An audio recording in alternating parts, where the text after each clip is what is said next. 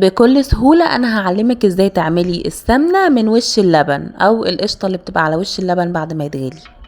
مبدئيا كده هنبدأ يومنا. هو ده مش فطار، احنا فطرنا وعدى وقت كتير جدا، عدى على صحياننا بتاع 8 ساعات. فقلنا نشرب شوية لاتيه مع كام بسكوتة كده، وخصوصا ان الضغط كان واطي، فاحنا دلوقتي محتاجين نكمل حلويات. اي نعم الكافيين يعني هنا هيكون غلط، ولكن هنعمل حاجات بسيطة خالص. هو ده كيس واحد زي ما انتم شايفين، كيس لاتيه قسمته بيني وبين النونة نونة وحاجات بسيطة يعني، وهنحليه بشوية سكر وهناكله مع شوية لقيمات بسكوت. انا كنت تقريبا بشربه من غير سكر، لسبب الضغط الوطي ده، فدلوقتي هنحط شوية سكر. وطبعا انا عاملاه خفيف، انا كده كده الكيس حتى لو انا اللي هشرب لوحدي بقسمه على مرتين. ودي فوط جميلة جدا كده بنلبسها في ايدينا، ممكن نطلع بيها حاجة من الفرن، نمسك بيها حاجة سخنة.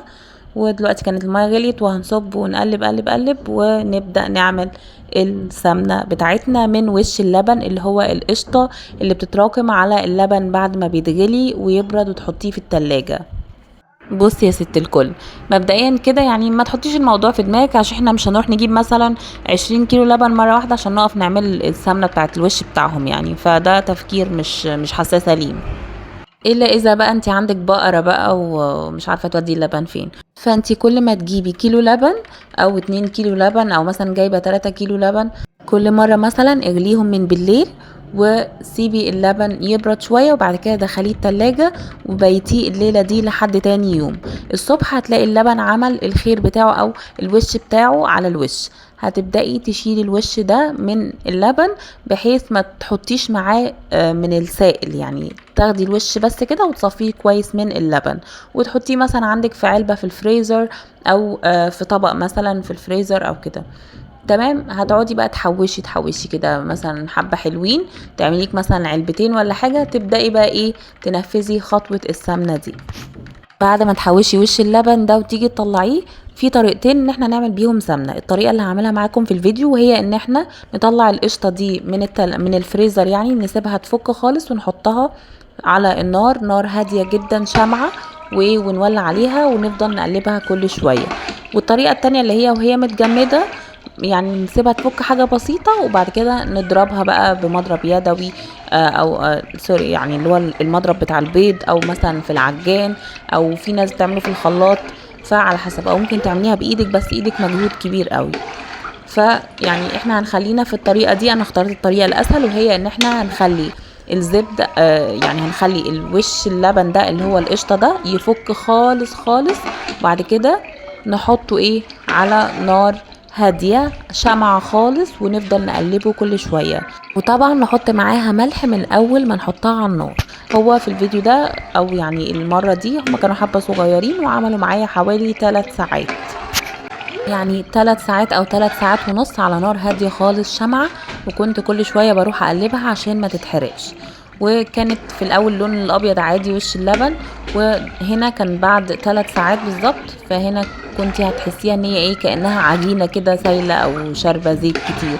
ولكن هنا ايه هي ابتدت تفصل السمانة او تعمل السمنة عن ايه القشطة دي هتحول بعد كده لمرطة. فانت هتفضلي بقى سايباها لحد ايه ما اللون اللي تحت ده، او يعني لون الكتل دي يبقى بني كده، بني فاتح ويترسب تحت، ولون السمنة كده تفصل عنها وتكون شفافة ذهبي شفافة، وكده تكون استوت معاكي او بقت سمنة وفصلت عن بعضها وعملت مرطة.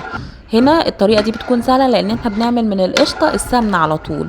اما الطريقة التانية فاحنا بنحول القشطة لزبدة، وبعد كده من زبدة نسيحها لسمنة. فاحنا هنا عملنا الخطوتين في خطوة واحدة. ولما توصل معاكي للشكل ده، قلنا هنا المرطة اترسبت تحت ولونها بقى بني، والسمنة بقت لونها شفاف كده وطفت فوق. ففي الحالة دي هتطفي وتنقلي الحلة دي او الحاجة اللي انت عاملة فيها في حمام مية بارد، عشان لو سبتيها شوية السمنة هتتحرق ولونها هيغمق. بعد ما تبرديها شوية حمام المية ده مثلا ممكن 10 دقايق او مثلا 5 دقايق، وبعد كده تبداي ان انتي تصفيها عندك في علبة. هي هتكون بردت، ما ينفعش نحطها وهي سخنة جوا حاجة بلاستيك. فهنصفيها كويس جدا من الشوائب اللي فيها وفي علبة كده، ونسيبها بره كده تمسك نفسها حوالي مثلا ساعتين ولا حاجة، وتغطيها بحيث ان الريحة يعني تبقى مكتومة فيها يعني، او تبقى ريحتها فاجة كده سمنة بلدي. هتغطيها طبعا، مش هنسيبها مكشوفة، تغطيها بالعلبة او في برطمان. اهم حاجة ان انت تكوني حطاها في حاجة محكمة الغلق. وهنا انا صفيتها بالصفاية دي عشان كان في الاخر المرطة دي كانت يعني مش زي ما بتسيح الزبدة بتكون يعني مترصبة تحت وكده، لا هي بتكون زي كتل كده، فانتي بتحسي ان فيها ايه السمنة بتنزل معاكي، فانتي لا يعني نزلي السايب مرة واحدة وبعد كده ابدأي صفيها. زي ما انا صفيتها معاكم في المصفى دي كده، بقيت اخد بالمعلقه واضغط بالمعلقه على الحاجه، على المرطه اللي انا حطيتها في المصفى لحد ايه ما تنزل السوائل اللي هي السمنه البلدي دي، وبنغطيها شويه ممكن مثلا ساعتين كده لحد ما تبرد خالص. هي كده كده ايه يعني تحتفظ بقى بريحتها، اما تيجي تستخدميها بعد كده يكون ريحتها سمنه بلدي عاليه بقى وبتقلب البيت وكده. اهم حاجه بس حاولي ان انت توازني الملح، لا تكون يعني مملحه قوي ولا تكون ناقصه ملح، يعني خليها متوسطه. هنا على الكميه بتاعتي دي انا كنت حاطه نص معلقه ملح، انت بقى هتحطي ملح على حسب الكميه اللي عندك، وده بنحطه في الاول واحنا حاطين القشطه. وشوية القشطة اللي كانوا عندي تقريبا كانوا في حجم حبة السمنة اللي طلعوا دول يعني. فانتي بقى ايه على قد بقى تحويشتك.